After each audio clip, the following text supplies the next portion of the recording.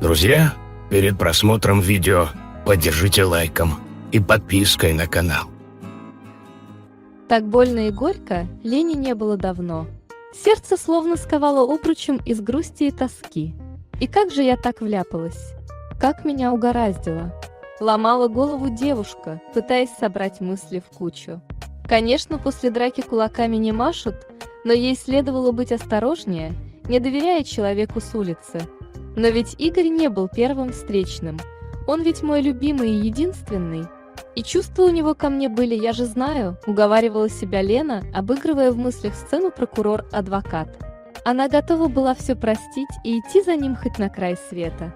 Да только в такое дальнее плавание Игорь решил отправиться один, попутно прихватив все ценности, что были у нее в доме. Оставил лишь подаренное ей по случаю дня рождения колье, роскошное и наверняка безумно дорогое. Забыл. Да нет, как оказалось, не забыл. Лена отнесла его к ювелиру, и еще до того, как пожилой мастер открыл рот, она уже знала ответ на свой вопрос. Колье оказалось подделкой и ровным счетом ничего не стоило. «Век живи, век учись», — с болью в голосе шептала девушка, адресуя сказанное самой себе. Столько слез было выплакано, столько страданий вынесено. Лена проклинала судьбу за то, что решилась тогда впустить Игоря в свою жизнь. Да и не впустила бы, но вошел он хитро, словно вероломный лазутчик, обойдя все запреты и запоры. Подобрал к ней ключик с помощью самого дорогого, что было в жизни Лены, ее любимца и настоящего члена семьи кота Персика. Родителей девушка потеряла давно, детьми и мужем так и не обзавелась, а потому единственной ее отрадой был молочно-рыжий персидский кот. Принесенный еще котенком, слепым и немощным, он считал себя полноправным обитателем квартиры. Было ему 5 лет от роду, и Лена души не чаяла в своем рыжем чуде. Любовь была взаимной и преданной, такой, какая бывает лишь у представителей семейства кошачьих. Едва только на пороге слышались шаги, как персик стремглав мчался встречать хозяйку, ласково урча и ластясь. В тот злополучный день, как на беду, стояла хорошая солнечная погода. Лена решила выгулить питомца. Пусть побегает по газону, бабочек погоняет. Все так и вышло, да только персик пропал, едва Лена отвлеклась, чтобы ответить на телефонный звонок. Вот только что был здесь, а теперь как сквозь землю провалился. Бедная девушка обыскала весь двор и прилегающую территорию. Забралась даже на чердак, но персика и след простыл. «Ничего, погуляет и вернется», — равнодушно говорили соседи, не понимая душевных переживаний Лены. Прошло 3 дня, а рыжего пушистика все не было. И вдруг однажды вечером раздался телефонный звонок. «Алло, вы хозяйка персика? Я звоню по номеру, указанному на его ошейнике. Где вы живете? Я принесу вам его».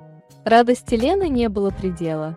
Весело щебеча, она выложила незнакомцу свой адрес и даже код от замка в парадной. Буквально через 10 минут в дверь постучали, словно все это время персик был на лестничной клетке. Открыв дверь, Лена обомлела. На пороге стоял высокий молодой мужчина с переносной сумкой для животных в одной руке и тортом в другой. «Ой, что вы, не стоило? Проходите скорее», – засуетилась девушка, смутившись взгляда пронзительных серых глаз незнакомца. Когда персик был выпущен, он моментально ринулся к миске с едой и, невзирая на свою величественную породу, принялся жадно уминать все, что ему давали. «Бедненький, оголодал совсем?» – заботливо приговаривала Лена, гладя его по пушистой холке и почесывая за ушами. «Ой, что вы! Да я кормил его по 3 раза на дню», – поспешил уверить девушку незнакомец. Пока Лена готовила чай, в разговоре выяснилось, что парня зовут Игорь. А еще, что он бывший военный и потомственный офицер, по причине здоровья вынужденный оставить службу. Игорь оказался интересным собеседником, и Лена незаметно для самой себя увлеклась беседой. «А чем теперь заниматься, думаете?» – спросила девушка. «Давайте-ка для начала на «ты», – предложил Игорь. «Посматриваю я теперь в сторону бизнеса, Лена. Вот думаю связать свою деятельность с лесной промышленностью», – продолжил парень. Взгляд Лены заметно потеплел, и в голосе появились доверительные нотки. «А знаешь, мы с тобой в некотором роде коллеги, Игорь. У меня 2 мебельных салона в центре и небольшая закусочная. Да ты молодец. Времени не теряла. Вон какую империю на ноги поставила, восхищенно проговорил молодой человек. Вечер пролетел незаметно, и Игорь засобирался домой. На прощание, уже в дверях, он отказался от предложенного Леной вознаграждения, попросив взамен сходить с ним как-нибудь в кафе. Девушка на секунду задумалась, но, поборов сомнения, согласилась на предложение Игоря. На следующий день она с нетерпением ждала звонка, но телефон молчал. Не позвонил он и после. Девушка уже вконец отчаялась, когда вечером раздался звонок. Лена схватила трубку телефона и, едва сдерживая волнение, ответила. «Алло? Лена, это я, Игорь. Что ты делаешь сегодня вечером? А давай-ка сходим в ресторан. Развеешься, да и мне приятная обстановка не помешает». Лена радостно закусила губу и, секунду потомив Игоря в неизвестности, согласилась. Ужин был прекрасным. Цветы, шампанское и, конечно же, свечи. Кавалером отставной военный оказался прекрасным. Галантный, обаятельный, остроумный. Давно Лене не было так хорошо, легко и уютно. Ей на миг показалось, что Игоря она ждала всю свою жизнь. Молодой человек, в свою очередь, недвусмысленно давал понять о серьезности своих намерений. Вечер плавно перетек в ночь, жаркую и чувственную, с оттенком страсти на смятой простыне и едва уловимым запахом пота в загородном номере отеля. Роман завертелся бурно. Конфетно-букетный натиск Игоря буквально ошеломил истосковавшуюся по мужской ласке Лену. Немым свидетелем их стремительно развивающихся отношений был лишь Персик. Он умным и внимательным взглядом смотрел на Лену, словно что-то хотел сказать или предостеречь. Но его хозяйку будто подменили. Она летала как на крыльях, без устали смотрясь в зеркало и напевая одной лишь ей понятный мотивчик. Игорь же, напротив, с каждым днем становился все серьезнее и серьезней. Ходил мрачнее тучи, и в один из совместных с Леной вечеров, срывающимся от напряжения голосом, поведал о своей проблеме. «Понимаешь, Лена, у меня срывается важная поставка древесины из Польши, а кредит в банке никак не дают. Это сделка века, чувствуешь? Провернув ее, мы станем богаты, сказочно богаты, милая». Лену окончательно растрогало слово «мы» в его фразе, поэтому она, отбросив все сомнения, с готовностью предложила свою помощь. «Игорек, дорогой, так в чем проблема? Давай я помогу тебе. Неужели сумма так велика, что там древесина твоя золотая, что ли?» Шутливым тоном произнесла девушка. «Ох, Леночка, денег мне нужно очень много. Ты даже не представляешь, сколько?» – горестно пошептал Игорь. «Ну сколько? Говори, мы же свои люди!» – нетерпеливо воскликнула девушка. После произнесенной Игорем шестизначной суммы у Лены буквально пропал дар речи. Даже Персик насторожился, вопросительно подняв ушки. Влюбленная девушка колебалась недолго. Взвесив за и против и бросив на чашу весов любовь, во все времена перевешивающую любые сомнения и страхи, она согласилась помочь. Сняв со всех счетов средства и попутно заняв денег, она выложила перед Игорем необходимую сумму. В пылу горячки она не заметила, как алчно и хищно вспыхнули глаза мужчины. Тот вечер был незабываемым. Вино, свечи и много любви. Наутро отставной военный, а ныне новоявленный бизнесмен пропал. А вместе с ним деньги и все более-менее ценное в ее квартире. Лена оборвала все телефоны. Но самый главный телефон Игоря молчал. Девушка поехала к нему на квартиру, но дверь открыла незнакомая женщина. Она поведала, что постоялец растворился в неизвестном направлении, задолжав деньги за жилье, и не будет ли она так добра внести за него арендную плату. Лена, рассеянно не считая, сунула в руки женщины несколько купюр и поспешила покинуть столь неприятное место. Слезы лились, словно из горестного рога изобилия. Бедная девушка понимала, что, скорее всего, Игоря больше не увидит. Персик ни на шаг не отходил от Лены, пытаясь облегчить ее страдания, словно чувствуя вину за собой в случившемся. Ведь это он не устоял перед соблазном и пошел на запах валерьянки, который Игорь так щедро полил тропинку, уходящую за дом. Именно он провел 3 суток в заточении на съемной квартире молодого пройдохи. И именно он не смог предостеречь хозяйку от опрометчивого шага. Со временем Лена залезала раны, но сердце оказалось разбитым. Деньги можно вернуть или заработать, А вот чувства никогда. Судьба пожалела девушку, и она не узнала, что была не первой в списке обманутых Игорем женщин. Он присмотрел ее давно и все не знал, как к ней подступиться. Ему помог случай и отзывчивое Ленина сердце. Жизнь наказала молодого афериста, и на очередной жертве он погорел. Любовь новой пассии оказалась не так наивна и чиста, а потому она сразу обратилась в полицию. Осознал ли он свою вину? Возможно. А Лена вместе с Персиком живет дальше. С надеждой смотрит в будущее, не теряя веры в настоящую любовь.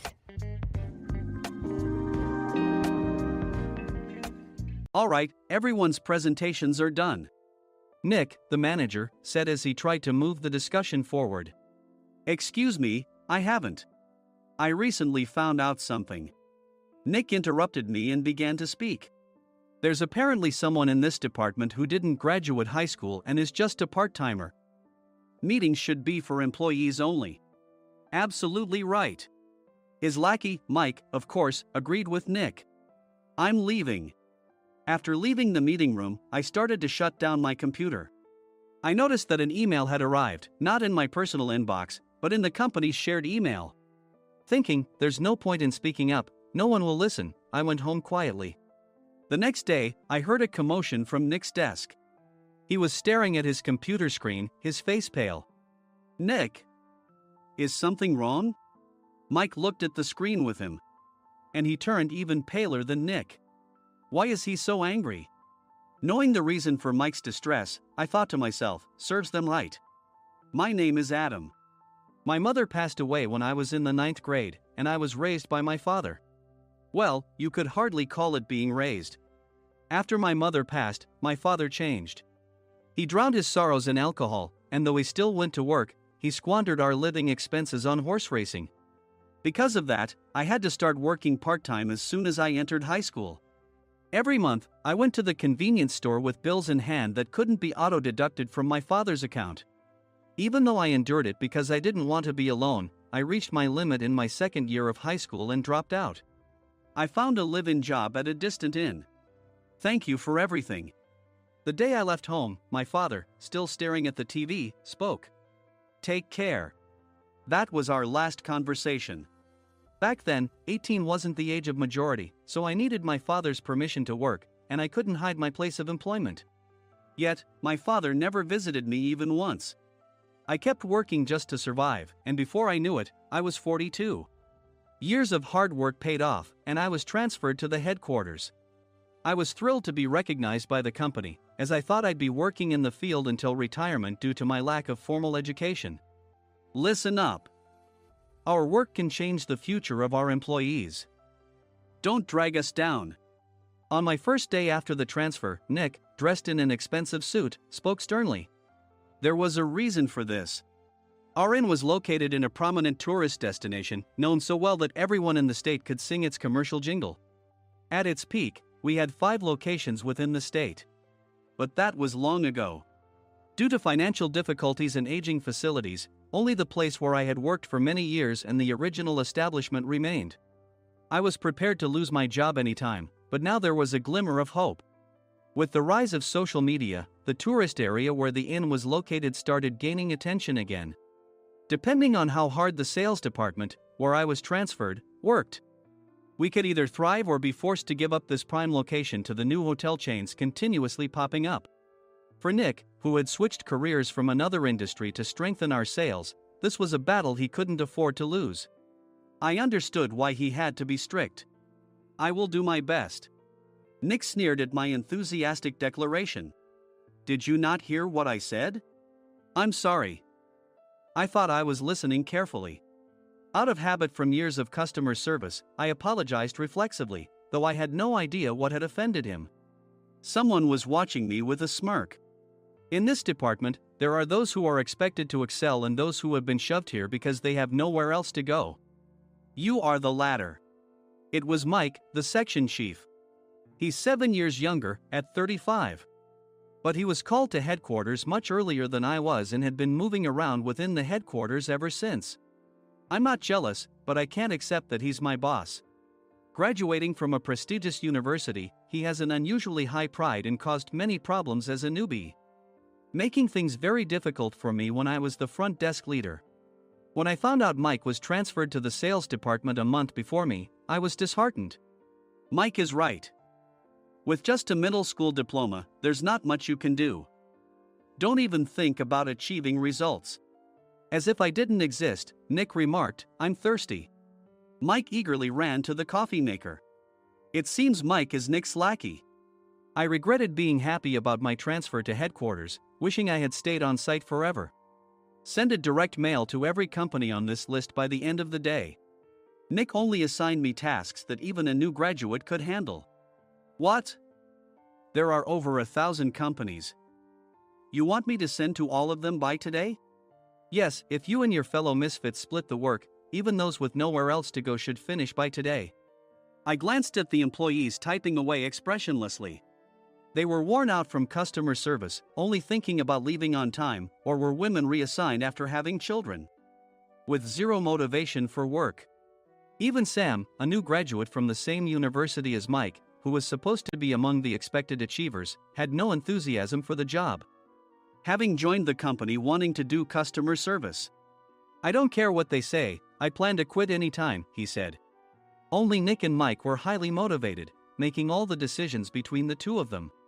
I originally only wanted to work at the inn to survive and had no particular attachment to this job. I swallowed my words, thinking I had no right to reprimand them. About a month after the transfer, Nick told us with a frustrated look, "To commemorate the 50th anniversary, we've decided to create a plan exclusive for one group per day." Originally, Mike and I were supposed to come up with it, but our president, Mr. Thompson, insists on hearing everyone's opinions. "So, you all get a chance." As Nick explained, Mike began handing out prints. "Make sure not to embarrass Nick. If your ideas are half-baked, you'll have to redo them." It seemed that they had printed his handwritten notes by Mr. Thompson, which included several questions and a section for free responses. It made sense why Nick had to seek our input, given that all responses had to be submitted to Mr. Thompson. We were given a week to think about it, and a meeting was scheduled to compile our ideas. My plan is to let guests enjoy both the old and modern America. Nick began the presentations. Guests would watch a master confectioner at a nearby traditional sweet shop make sweets in front of them. The welcome drink would be premium tea in a bottle. Nick's plan was certainly attractive.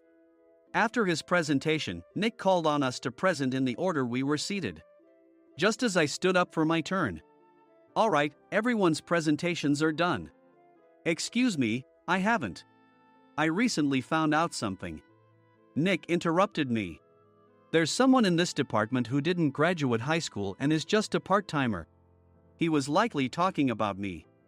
I joined the company as a part-timer and was made a full-time employee when I turned 20. That was 20 years ago, so Nick and Mike probably had no chance to know until recently. Meetings should be for employees only. Absolutely right. After that, Nick kept creating opportunities to solicit everyone's opinions, purposefully excluding me from speaking. The meeting unexpectedly heated up and went past the scheduled end time. A few people asked to leave, and the discussion continued with the remaining few. "Still here?" Normally, you'd leave in that situation. Though I had no attachment to the job initially, hearing kind words from customers made me want to make them happier. For someone like me, with nowhere to go, the inn was my home and customer service was my life. I felt pathetic about my current self. "I'm leaving."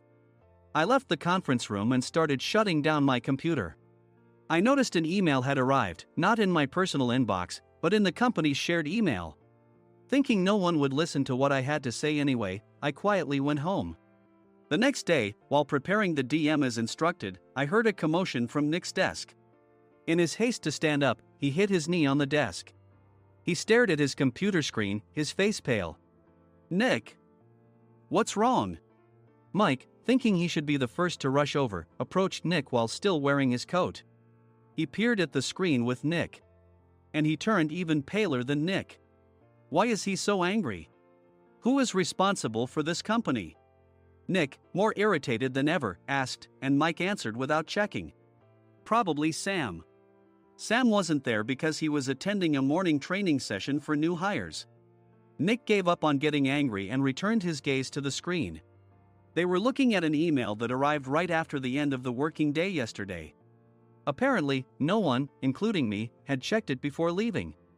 The email was from a large company that used us for their annual employee trips. The president and executives of that company also frequently used our services personally.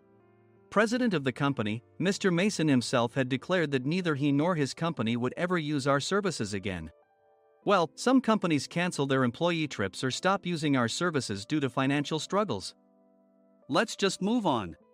Mike kept wiping the sweat from his forehead with a handkerchief.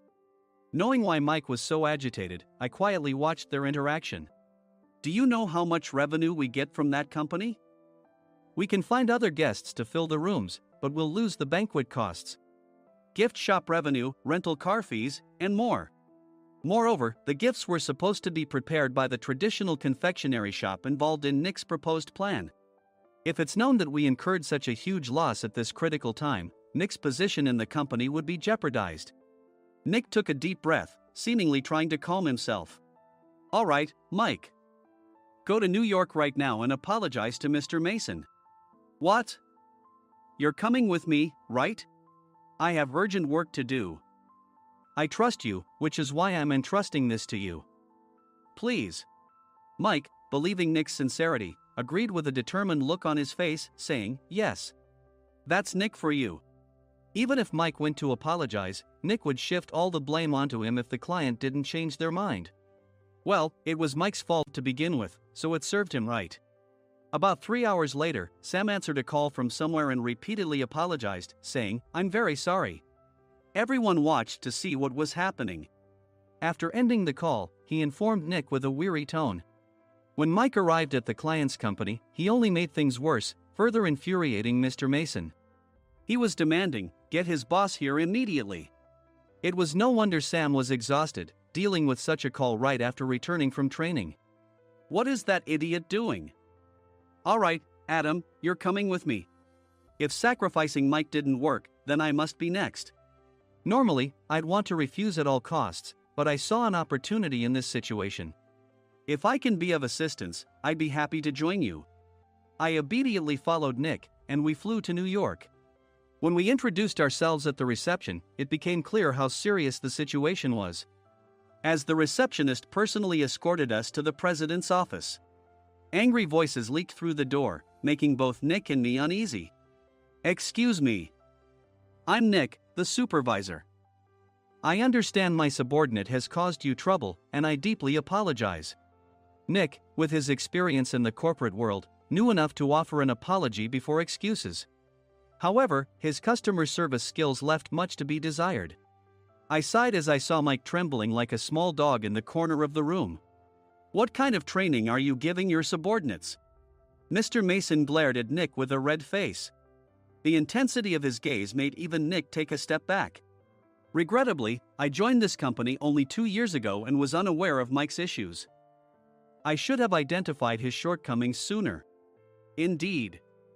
I should have realized sooner. No sensible person would come to apologize and then give a lengthy presentation on the drawbacks of not using their in. Nick froze, his mouth slightly open. Suspecting the worst, I picked up the documents that had fallen to the floor. It seemed Mike hastily prepared these documents on the plane, listing the disadvantages. Disadvantage 1: if you change the venue for the company trip, employees might suspect it's for cost-cutting reasons, leading to a negative impression. Reading it aloud half-jokingly, Nick snatched the papers from my hand and checked the contents with a furious expression. Among the stack of documents was a receipt from a nearby convenience store's copy machine. I felt a pang of dread, hoping he hadn't shown the receipt as well. What do you think he said when I asked what kind of nerve he had to do this? I'm very sorry. Faced with the dire situation, Nick must have thought there was nothing left to do but apologize. In a voice smaller than I'd ever heard from him, he uttered words of apology. He said, I'm a Harvard graduate. I don't believe I said anything wrong. Mike, what have you done? Forgetting his plan to pin the blame on Mike, Nick yelled loudly, even in front of Mr. Mason. I didn't do anything wrong. You're still saying that? Look at him. Mike pointed at me with a shaking hand. I was assigned to headquarters in my 20s and now I'm a section chief. This guy only made it to headquarters at 42. Everything I've done proves I was right. So why are we losing the contract? Having said his piece, Mike collapsed to the floor. Of course. You were sent there because you had nowhere else to go. Mike never expected to hear such words from someone he looked down upon. He lunged at me, and Nick hurriedly stepped in to stop him. Mr. Thompson told me Mike is a quick thinker, and to take good care of him. There's no way he was pushed aside. Don't make things worse here. He didn't say quick thinker, he said only quick-witted, didn't he? I don't remember that part. I recalled the many troubles Mike caused when he was a newbie. When Mike was on the front line, his pride was so high that he never apologized to customers. Customer service, especially in our job, doesn't work alone. It brings both good and bad situations. If the front staff or housekeepers made mistakes, or the cleaning company didn't properly clean a room, one had to apologize to the customers regardless of personal fault. Mike, in such situations, would never apologize, insisting he wasn't at fault. This often angered customers, and as the front desk leader, I frequently had to apologize on his behalf. He caused complaints and disrupted operations, which is why he was quickly moved to headquarters. In departments where he didn't interact directly with customers, his quick thinking was beneficial and things went well. But it seemed his flaws were starting to show. Corporate reservations are supposed to be entered into the system by the sales representative. But a quick check yesterday revealed that more than 10 items were missing from the client's reservation. The handover document clearly stated what needed to be prepared. Why didn't you enter it into the system? Why do we have to give them special treatment?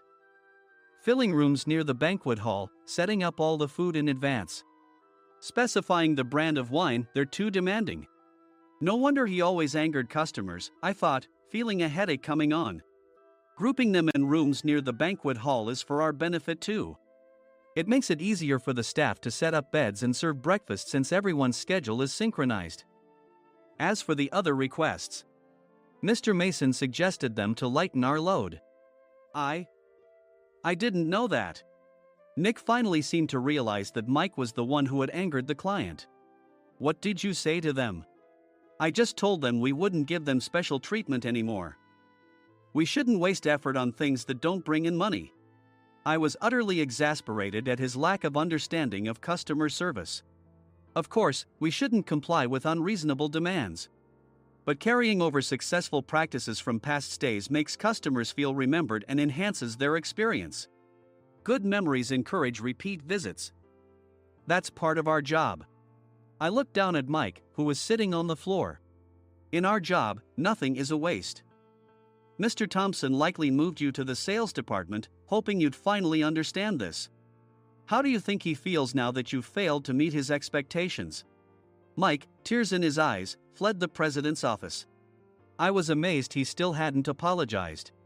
You have it tough, Adam. It's okay, we're all employees of the same company. I deeply apologize for this disrespectful incident. Especially after all the care you've shown us. If it weren't for you, Adam, I really would have stopped staying here. When I heard you were moving to the sales department, I was willing to reconsider if you handled it. Seeing us talk so amicably, Nick's face contorted. Do you two know each other? Adam's service is excellent. I always requested him specifically. Normally, we don't accept specific staff requests, but we made an exception for Mr. Mason, adjusting my shifts accordingly. He had personally stayed at our hotel just before my transfer, and during casual conversation, I mentioned, I'm moving to the sales department soon. If I hadn't told him then, things could have been much worse. Please continue to take care of us. I look forward to it.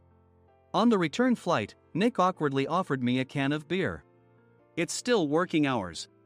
Of course, I had no intention of forgiving him for a single beer. Nick might try to pin everything on Mike and avoid any consequences. While pondering this, a startling fact came to light. Nick, the tea bottles for the plan have arrived. I handed Nick a bottle labeled with our inn's name. They look good. What are you talking about? These are plastic bottles. I had assumed we would use the trendy, high-end bottling tea. But what arrived were ordinary plastic bottles of tea with customized labels. The only unique aspect was the label, which had the IN's name, making it look customized. Upon further investigation, I discovered that a substantial amount of money was set to be paid to the tea company. It was priced like bottling tea. Does this plastic bottle really cost $100 each? The tea inside is specially blended for us. The extra cost is for that. Wouldn't it be better to use another tea company? Or is there a specific reason we must use this one? As Nick continued to make excuses, I showed him a printed email. I informed the tea company's president, Mr. Mitchell, that we discovered irregular payments and he confessed. He said you two were high school classmates and planned to split the extra money. That idiot. Why did he confess? That's not important. You should worry about yourself, this could turn into a police matter. Opening the bottle cap, I suggested. How about calming down with this tea? It supposedly has a relaxing effect. Nick drank the tea frantically. In the following days, decisions were made about their fates. Mike was reassigned to the General Affairs Department, with no chance of transfer or promotion, as per Mr. Thompson's orders. As for Nick, since the payment to the tea company hadn't yet been made, he narrowly avoided legal trouble. Instead, he was encouraged to leave the company, and to avoid further complications, Nick submitted his resignation. Rumor has it that connections between HR departments have made it difficult for him to find new employment. Even though it was good to have those two gone, something unexpected happened in the sales department. Everyone became motivated and united in refining the 50th anniversary plan. In the end, my plan was adopted. We collaborated with the Tourist Information Center to provide personalized guides. The plan, tailored to the number of guests, was truly special for the 50th anniversary. Hey, is Adam's family coming to stay? I immediately booked that special plan for my family. Sam noticed it on the reservation list and quickly picked up on it. Yes, I'm inviting my father. That's great. I might invite my parents too. I lacked the courage to face my father just as Adam. But here, with the confidence Mr. Mason praised, I felt ready. The 50th anniversary plan was a perfect opportunity to reconnect with my father. I hoped to bring back the days when we could laugh together as we once did.